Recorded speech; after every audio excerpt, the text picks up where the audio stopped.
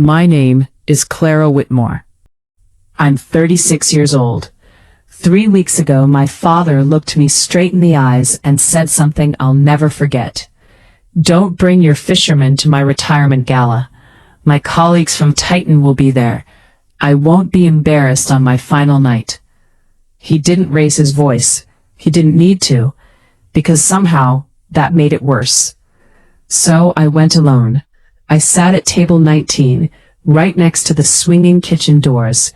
Every time they opened, heat and noise spilled out, plates clattering, chefs shouting, like a reminder of exactly where I stood in my father's world. Not with him, not even near him, just placed. I smiled through every speech, every toast, every forced conversation with strangers who kept asking, "Where's your husband?"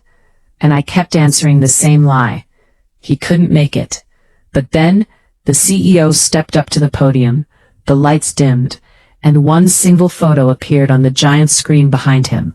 My husband, Ethan. My father's glass froze mid-air. The entire ballroom, 230 people, went completely silent, because they had no idea. They were about to honor the exact man my father had ordered me to leave at home. Before I tell you what happened next, take a second to like this video, but only if you're actually hooked. And tell me in the comments, where are you watching from, and what time is it there? Now, let me take you back to the beginning. I met Ethan on a random Tuesday morning in June 2014. 5:48 a.m. I couldn't sleep, so I went to watch the sunrise. He was already there. Fishing rod beside him, coffee in hand.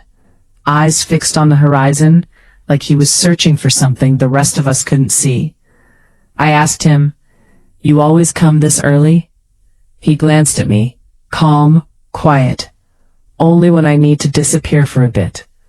That should have been my first clue. We talked for 30 minutes. He barely spoke about himself, but he listened, really listened, like every word mattered. That was enough to make me come back the next morning, and the next, and the next. 3 weeks later, he asked me to dinner. A tiny taco place. Plastic chairs, no fancy anything. But he didn't check his phone once. Not once. When I asked what he did, he said, "Special operations." And then added, "I can't really talk about it." I thought he was just being mysterious. I had no idea how literal that was. We dated for 3 years. He disappeared for months at a time, called from unknown numbers at 3 a.m., never posted online, never explained anything. I thought that was just him, private, reserved, different. When I introduced him to my parents, that's when things started to break. My father built his life at Titan Maritime Defense Systems. 42 years, executive level, reputation, everything. So when Ethan said special operations, without details, my father smiled. But it didn't reach his eyes. That night, my brother whispered, "He's hiding something." I said, "No, he's just not showing it." I didn't know how right that was. Years passed. Deployments, distance, silence. Then one day, he came back injured. Shrapnel scars, torn shoulder, sleepless nights. Still, he didn't complain, not once. He proposed on the same pier where we met. Simple ring. No speech. Just, "I don't know what's next, but I know I want it with you." My parents didn't come to our wedding.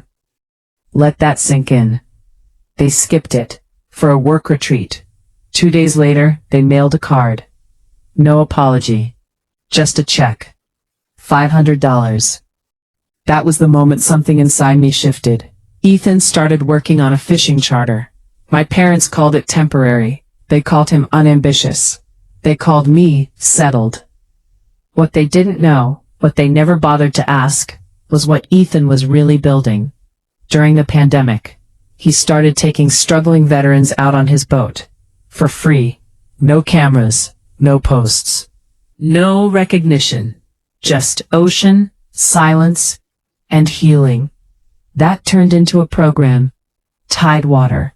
By 2026, 85 veterans helped, 92% employed after 1 year, 100% reported improvement, 0 lives lost. 0. In a world losing 22 veterans a day. But my parents, they only saw a fisherman. Then came the gala. Back to that moment, the screen, Ethan's face. The CEO spoke. Ethan Cole, former Navy SEAL, Purple Heart recipient, founder of one of the most effective veteran recovery programs in the country. Whispers exploded across the room. Someone stood up. I know him. It was a man named Patrick. Voice shaking. That's the man who saved my son's life. 2 years earlier, Ethan had pulled his drowning son out of the ocean, said nothing, took no credit, just left. The room went dead silent. Then, applause. Not polite applause, not corporate applause. Real, loud, emotional. 43 seconds. My parents didn't move. They just sat there, frozen, watching the man they rejected become the most respected person in the room. And me? I stood, alone, at table 19. That was the moment everything changed. Later in the hallway, people kept coming up to me.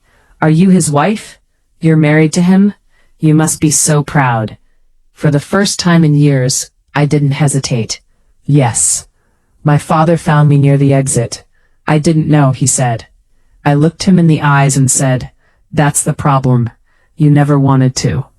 That night, Ethan picked me up. Same truck, same quiet presence, same man they never bothered to understand. I told him everything. He just listened, like always, and for the first time, I realized something. He never needed their approval. Only I did, and I didn't anymore. I didn't forgive my parents that night, not even close. But I did something harder. I let them finally see me, and I walked away knowing something they'll spend the rest of their lives trying to understand. I didn't marry a fisherman. I married a man who saves lives when no one's watching. And I would choose him again. Every single time.